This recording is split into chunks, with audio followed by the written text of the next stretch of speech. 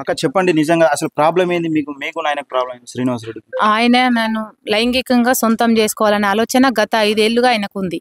ఆయన నువ్వు కాదు అన్న విషయంతోనే ఇదంతా చేస్తుండు. 5 సంవత్సరాల క్రితమే ఆయన డైరెక్ట్ నాతో ఇంట్లోకి వచ్చి మరీ మాట్లాడిండు. నాకు అలాంటిది అవసరం లేదు, నా ఫ్యామిలీ నా పిల్లలు, నువ్వు నాకు అవసరం లేదని నేను చెప్పిన తర్వాత నన్ను కాదని నువ్వు ఎట్లా పని చేస్తావో చూస్తా అని కూడా మాట్లాడడం జరిగింది. ఆ మాట జరిగినప్పటి నుంచి అధికారులతోని కుమ్మక్కవడం 2020 నుంచి స్టార్ట్ అయింది. ఇప్పుడు ఇది అప్పటి నుంచి 2013 నుంచి 12 సంవత్సరాలుగా నేను రేగుంట గ్రామంలో జాబ్ చేస్తున్నా. అతనితోని 2020 నుంచి నాకు స్టార్ట్ అయింది. తనకు ఆ దురుద్దేశం కలిగింది. నేను దాన్ని కాదనడంతో అది మనసులో పెట్టుకొని నేను దీనికి సంబంధించి కూడా మహిళా సంఘాలలో తను జోక్యం చేసుకుంటుండని 3 కేసులు కూడా బనాయించడం జరిగింది.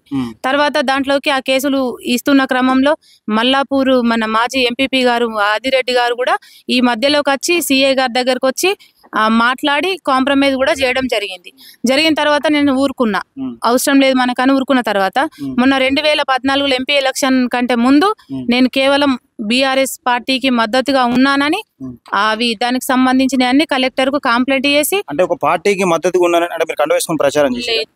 నేను ఎలాంటి కండువలు వేసుకోలేను, నేను అన్ని పార్టీలకు అతీతంగా సోషల్ వర్క్ నేను చేసుకున్నా.